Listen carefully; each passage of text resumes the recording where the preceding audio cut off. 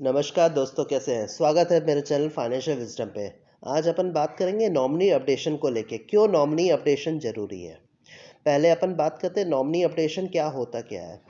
Generally अभी आपने 31 मार्च से पहले न्यूज़पेपर वगैरह हर एक चीज़ में आ रहा था नॉमिनी अपडेट करिए, तो एक साहब ने मुझसे पूछा इस बारे में, तो मैंने उस समय हल्का फुल्का जवाब दे दिया, लेकिन बाद में मैंने इस पर रिसर्च की तो बहुत सारी शॉकिंग चीज़ें मुझे पता चली, जो शायद मुझे मुझे क्या आप लोग को भी नहीं मालूम होगी।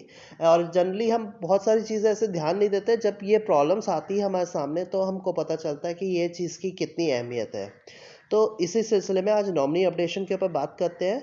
मैं कोशिश तो मेरी है कि मैं सारे पॉइंट्स कवर सकूं, लेकिन अगर कुछ पॉइंट्स छूट गए होंगे तो प्लीज़ उसको इग्नोर करिएगा।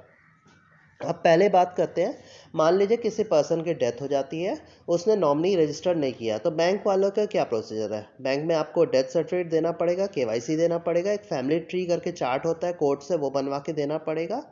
और जो बाकी जो प्रोसीजर्स है वो बैंक वाले आपको बताएंगे, वो आप फुलफिल करेंगे, देन वहाँ पे हो जाएगा। अगर सामने वाले का पीएफ अकाउंट है, अगर सामने का वाले का PF, PPF, FD, RD, mutual fund, insurance है, तो उस केस में क्या होता है। उस केस में अगर सामने वाले ने विल बनाई हुई है, रजिस्टर्ड विल, तो आपका जो पैसा है उसमें वो लीगल हेयर क्लेम कर सकते हैं। लेकिन अगर सामने वाले ने रजिस्टर्ड विल भी नहीं बनाई है, नॉमिनी अपडेट भी नहीं किया है, तो उस केस में लॉज ऑफ सक्सेशन अप्लाई होता है, जो कि religious according to religious faith के हिसाब से एप्लीकेबल रहता है। अब बारी आती है म्यूचुअल फंड्स के ऊपर। म्यूचुअल फंड में क्या होता है। म्यूचुअल फंड में दो तरीके से वर्क करता है, एक होता है जॉइंट अकाउंट होल्डर, एक होता है सोल अकाउंट होल्डर।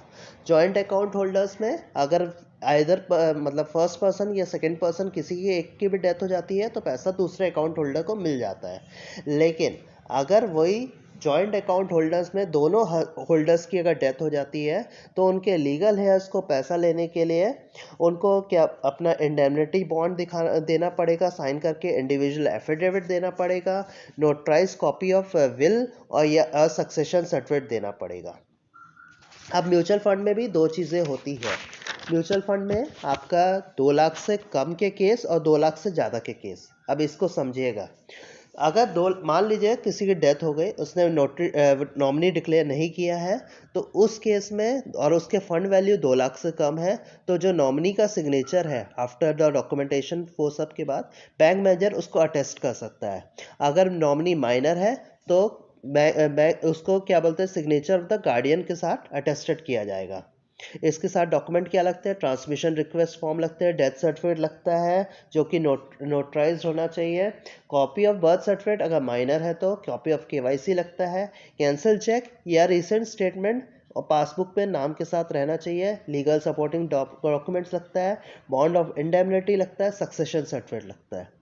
अगर 2 लाख से ऊपर का केस है, मान लीजिए किसी की डेथ हो गई और उसने 2 लाख से ज़्यादा उसके अकाउंट में है, उस केस में जो नॉमिनी का सिग्नेचर है वो नोटराइज अटेस्टेड होना चाहिए, नोट या जुडिशनल मैजिस्ट्रेट फर्स्ट क्लास से अटेस्टेड होना चाहिए, इंडिविजुअल एफिडेविट लगेगा लीगल हेयर्स का, सक्सेशन सर्टिफिकेट लगेगा, और उसके अलावा जो भी प्रोसीजर्स है वो आपको बताए जाएंगे।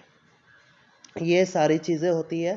चाहे आप प्रॉपर्टी हो, चाहे आपका इंश्योरेंस हो, चाहे आपका म्यूचुअल फंड हो, हर एक जगह अगर आपके नॉमिनी अपडेट नहीं है तो आप नॉमिनी अपडेट करा के रखिए।